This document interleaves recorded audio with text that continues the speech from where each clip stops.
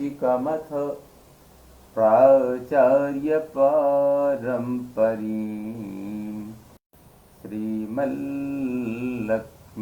योगी वर्य यमुना वास्तव्यनाथादिकान् वाल्मीकिः सह नारदेन मुनिना वाग्देवता वल्लभम् सीता लक्ष्मण वायुसूनुसहितं श्रीरामचन्द्रं भजे। पितामहस्यापि पितामहाय प्राचेतसा देशफलप्रदाय श्रीभाष्यकारोत्तमदेशिकाय श्रीशैलपूर्णाय नमो नमस्तात्। लक्ष्मीनाथसमारम्भां नाथयामुनिमध्यमाम् अस्मदाचार्यपर्यन्तां वन्दे गुरुपरम्पराम्। साम्प्रतं भवतां समेषां सुधीजनानां विद्वत्तल्लजानां संस्कृतेः संरक्षणतत्पराणाम् अद्य देवशयनी एकादश्यां तिथौ श्रीमद्वाल्मीकि रामायण पारायणोपक्रमे हार्दम् अभिनन्दनं स्वागतम्। इदानीं वयं यामः अयोध्याकाण्डस्य 92तमे सर्गे। इस सर्ग में भरत का भरद्वाज मुनि से जाने की आज्ञा लेते हुए श्री राम के आश्रम पर जाने का मार्ग जानना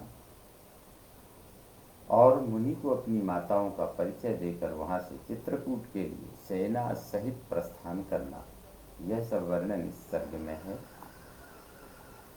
आइए। ततस्तां रजनीयिष्य भरतः सपरिच्छदः कृतातिथ्यो भरद्वाजं कामादभिजगामः। परिवार सहित भरत इच्छानुसार मुनि का आतिथ्य ग्रहण करके रात भर आश्रम में ही रहे। फिर सवेरे जाने की आज्ञा लेने के लिए वे महर्षि भरद्वाज के पास जाते हैं। तम ऋषिः पुरुषव्याघ्रं प्रेक्ष्य प्राञ्जलिमागतम् हुताग्निहोत्रो भरतं भरद्वाजोऽभ्यभाषत। पुरुष सिंह भरत को हाथ जोड़े अपने पास आया देख भरद्वाज जी अग्निहोत्र का कार्य करके संपन्न करके उनसे कहने लगे, कच्चिदत्र सुखारात्रिस्तवास्मद्विषये गता समग्रस्ते जनः कच्चित् आतिथ्ये संसमे नघ। निष्पाप भरत, हे अनघ भरत, हे निष्पाप भरत, क्या हमारे इस आश्रम में तुम्हारी यह रात सुख से बीती है? क्या तुम्हारे साथ आए हुए सब लोग इस आतिथ्य से संतुष्ट हुए हैं? यह बताओ।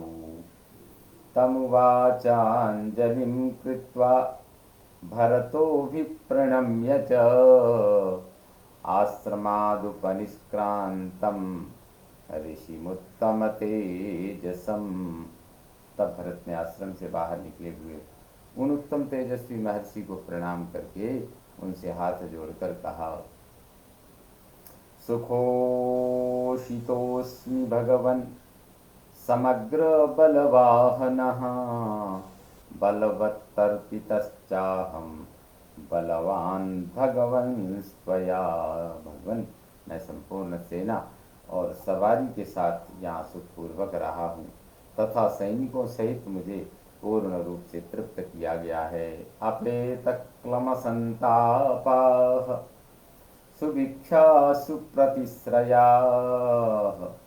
अपि प्रेष्यानुपादाय सर्वे स्म सुसुखोषिताः।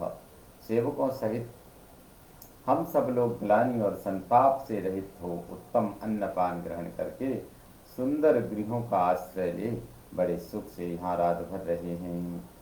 आमंत्रये हम भगवन् कामं त्वामृषि सत्तमा समीपं प्रस्थितं भ्रातुर्मैत्रेणी चक्ष्व मैत्रेणीक्षस्व चक्षुषा समीपं प्रस्थितं भ्रातुर्मैत्रेणीक्षस्व चक्षुषा। भगवान मुनिश्रेष्ठ, अब मैं अपनी इच्छा के अनुसार आपसे आज्ञा लेने आया हूँ और अपने भाई के समीप प्रस्थान कर रहा हूँ। आप मुझे स्नेहपूर्ण दृष्टि से देखिए। आश्रमं तस्य धर्मज्ञ धार्मिकस्य महात्मनः आचक्ष्वकतमो मार्गः यानिति च संसमे। धर्मज्ञ मुनीश्वर बताइए, धर्मपरायण महात्मा श्री राम का आश्रम कहाँ है, कितनी दूर है और वहाँ पहुँचने के लिए कौन सा मार्ग है, इसका भी मुझसे स्पष्ट रूप से वर्णन कीजिए। इति पृष्टस्तु भरतं भ्रातुर्दर्शनलालसं प्रत्युवाच महातेज भरद्वाजो महातपाः। इस प्रकार पूछे जाने पर महातपस्वी महातेजस्वी भरद्वाज मुनि ने भाई के दर्शन की लालसा वाले भरत को इस प्रकार उत्तर दिया। भरतार्ध तृतीयेषु योजनेष्वजने वने चित्रकूटगिरिस्तत्र रम्य निर्झर काननः। भरत, यहाँ से 2.5 योजन यानी 10 कोस की दूरी पर एक निर्जन वन में चित्रकूट नामक पर्वत है, जहाँ के झरने और वन बड़े ही रमणीय हैं। प्रयाग से चित्रकूट की आधुनिक दूरी लगभग 28 कोस है। उत्तरं पार्श्वमासाद्य तस्य मंदाकिनी नदी पुष्पितद्रुमसञ्छन्ना रम्यपुष्पितकानना अनन्तरं तत्सरितश्चित्रकूटं च पर्वतम् तयोः पर्णकुटीं तात तत्र तौ वसतो ध्रुवम्। उसके उत्तरी किनारे से मंदाकिनी नदी बहती है, जो फूलों से लदे सघन वृक्षों से आच्छादित रहती है। उसके आसपास का वन बड़ा ही रमणीय और नाना प्रकार के पुष्पों से सुशोभित है। उस नदी के उस पार चित्रकूट पर्वत है, तात वहाँ पहुँचकर तुम नदी और पर्वत के बीच में श्री राम की पर्णकुटी देखोगी। वे दोनों भाई श्री राम और लक्ष्मण निश्चय ही उसी में निवास करते हैं। दक्षिणेन च मार्गेण सव्यदक्षिणमेव च गजवादिशमाकीर्णां वाहिनीपते वाहयस्व महाभागो ततो द्रक्ष्यसि राघवम्। सेनापते, तुम यहाँ से हाथी घोड़ों से भरी हुई अपनी सेना लेकर पहले यमुना के दक्षिणी किनारे से जो मार्ग गया है उससे जाओ। आगे जाकर 2 रास्ते मिलेंगे, उनमें से जो रास्ता बाएं दाब कर दक्षिण दिशा की ओर गया है उसी से सेना को ले जाना। महाभाग, उस मार्ग से चलकर तुम शीघ्र ही श्री रामचंद्र जी का दर्शन पा जाओगे। प्रयाणमिति च श्रुत्वा राजराजस्य योषितः हित्वा यानानि यानार्ह ब्राह्मणं पर्यवारयन्। अब यहाँ से प्रस्थान करना है। यह सुनकर महाराज दशरथ की स्त्रियां, जो सवारी पर ही रहने योग्य भी सवारियों को छोड़कर ब्रह्मर्षि भरद्वाज को प्रणाम करने के लिए उन्हें चारों ओर से घेर कर खड़ी हो गईं। वेपमानांकशादीना सहदेव्या सुमित्रया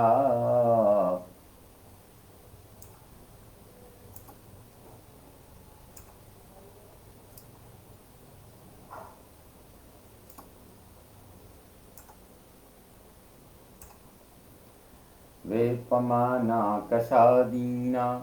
सह देव्या सुमित्रया कौसल्या तत्र जगराह कराभ्याम चरणौ मुनेः। उपवास के कारण अत्यंत दुर्बल एवं दीन हुई देवी कौशल्या ने, जो कांप रही थी, सुमित्रा देवी के साथ अपने दोनों हाथों से भरद्वाज मुनि के पैर पकड़ लिए। असमृद्धेन कामेन सर्वलोकस्य गर्हिता कैकेयी तत्र जग्राह चरणौ सव्यपत्रपा तं प्रदक्षिणमागम्य भगवन्तं महामुनिम् अदूरात् भरतस्यैव तस्थौ दीनमनास्तदा।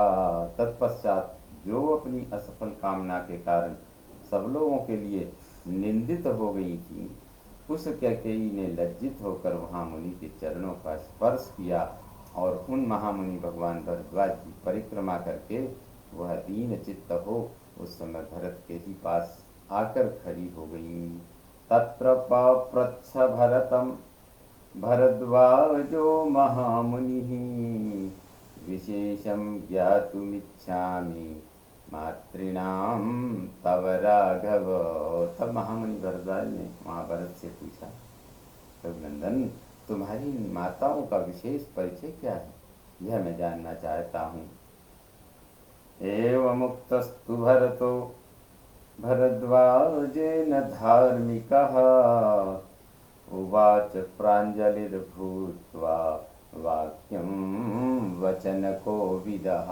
भरद्वाज के इस प्रकार पूछने पर बोलने की कला में कुशल धर्मात्मा भरत ने हाथ जोड़कर कहा, यामिमां भगवन्दीनां शोकनाशन शोकनशन कर्षितां यामिमां भगवन्दीनां शोकनशन कर्षितां पितुर्हि महिषीं देवीं देवतामिव पश्यसि। येषां तं पुरुषव्याघ्रं सिंहविक्रान्तगामिनं कौसल्या शुशुवे रामं धातारम् अदितिर्यथा। भगवान, आप जिन्हें शोक और उपवास के कारण अत्यंत दुर्बल एवं दुखी देख रहे हैं, जो देवी सी दृष्टिगोचर हो रही हैं, ये मेरे पिता की सबसे बड़ी महारानी कौशल्या है। जैसे अदिति ने धाता नामक आदित्य को उत्पन्न किया था, उसी प्रकार इन कौशल्या देवी ने सिंह के समान पराक्रम सूचक गति से चलने वाले पुरुष सिंह श्री राम को जन्म दिया है। अस्या वाम भुजं स्निष्टा या सा तिष्ठति दुर्मना यं सुमित्रा दुःखार्ता देवी राज्ञश्च मध्यमा कर्णिकारस्य साकेव शीर्णपुष्पावनान्तरे एतस्यास्तौ सुतौ देव्याः कुमारौ देववर्णिनौ उभौ लक्ष्मणशत्रुघ्नौ वीरौ सत्यपराक्रमौ। इनकी बाईं बाह से सटकर जो उदास मन से खड़ी हैं तथा दुख से आतुर हो रही हैं और आभूषण शून्य होने से वन के भीतर झड़े हुए पुष्प वाले कनेर की डाल के समान दिखाई देती हैं, ये महाराज की मझली रानी देवी सुमित्रा है। सत्य पराक्रमी वीर तथा देवताओं के तुल्य कांतिमान वे दोनों भाई राजकुमार लक्ष्मण और शत्रुघ्न इन्हीं सुमित्रा देवी के पुत्र हैं। यस्या कृते नरव्याघ्रौ जीवनासमितो गतौ यस्या कृते नरव्याघ्रौ जीवनासमितो गतौ राजा पुत्रविहीनश्च स्वर्गं दशरथो गतः क्रोधनाम कृतप्रज्ञां दृप्तां सुभगमानिनीं ऐश्वर्यकामां कैकेयीं अनार्यामार्यरूपिणीं ममैतां मातरं विद्धि निशंसां पापनिश्चयां यतो मूलं हि पश्यामि व्यसनं महदात्मनः। और जिसके कारण पुरुष सिंह श्री राम और लक्ष्मण यहाँ से प्राण संकट की अवस्था वनवास में जा पहुँचे हैं, तथा राजा दशरथ पुत्र वियोग का कष्ट पाकर स्वर्गवासी हुए हैं। जो स्वभाव से ही क्रोध करने वाली, अशिक्षित बुद्धि वाली, गर्वीली, अपने आप को सबसे अधिक सुंदरी और भाग्यवती समझने वाली तथा राज्य का लोभ रखने वाली है, जो सकल सूरत से आर्या होने पर भी वास्तव में अनार्या है, इस कैकेयी को मेरी माता समझिए। यह बड़ी ही क्रूर और पापपूर्ण विचार रखने वाली है। मैं अपने ऊपर जो महान संकट आया हुआ देख रहा हूँ, इसका मूल कारण यही है। इत्युक्त्वा नरसार्दूलो वाष्पगद्गदया गिरा विनिश्वस्य सतां राक्षः क्रुद्धो नागैवस्वसन्। अश्रुगदगद वाणी से इस प्रकार कहकर लाल आंखें किए पुरुष सिंह भरत रोष से भरकर पुकारते हुए सर्प की भांति लंबी सांस खींचने लगे।